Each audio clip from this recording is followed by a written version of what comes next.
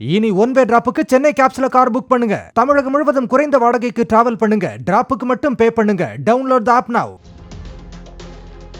கடந்த 2006ஆம் ஆண்டு சென்னையில் புழல் சிறை உருவாக்கப்பட்டது. இந்தியாவிலேயே அதிக பாதுகாப்பு கொண்ட சிறைகளில் ஒன்றாக இது கருதப்படுகிறது. மிகப்பெரிய சுற்று சுவர்கள், பலத்த போலீஸ் பாதுகாப்பு, சிசிடிவி கேமராக்கள் கண்காணிப்பு, துப்பாக்கி ஏந்திய போலீஸ் ரோந்து என பல்வேறு பாதுகாப்பு ஏற்பாடுகள் இந்த சிறையில் செய்யப்பட்டுள்ளன.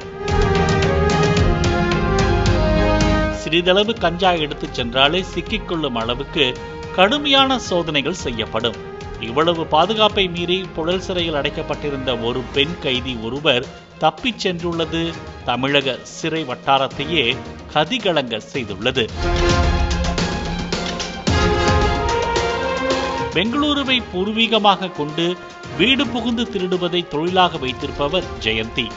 கடந்த அக்டோபர் மாதம் அரும்பாக்கம், சூளைமேடு பகுதிகளில் கைவரிசை காட்டிய போது ஜெயந்தி சூளைமேடு போலீசாரால் கைது செய்யப்பட்டு புழல் சிறையில் அடைக்கப்பட்டார். பின்னர் இவர் மீது குண்டர் சட்டமும் பாய்ந்தது. பெண்கள் சிறையில் அடைக்கப்பட்டிருந்த ஜெயந்தி புதன்கிழமை காலை புழல் சிறையில் இருந்து தப்பியுள்ளார். இதனால் கண்காணிப்பு பணியில் கவனக்குறைவாக இருந்ததாக புழல் சிறை வார்டன்களான கோகிலா மற்றும் கனகலட்சுமி ஆகிய இருவரை சஸ்பெண்ட் செய்துள்ளனர். பெண் கைதிகளுக்கான பார்வையாளர் அறையில் 2 கதவுகள் உள்ள நிலையில் கைதிகள் வந்து செல்லும் பகுதி மற்றும் பார்வையாளர்கள் வந்து செல்லும் பகுதிக்கு இடையே உள்ள கதவை பூட்டாமல் இருந்ததால் அதன் வழியாக ஜெயந்தி தப்பிச் சென்றதாக சொல்லப்படுகிறது.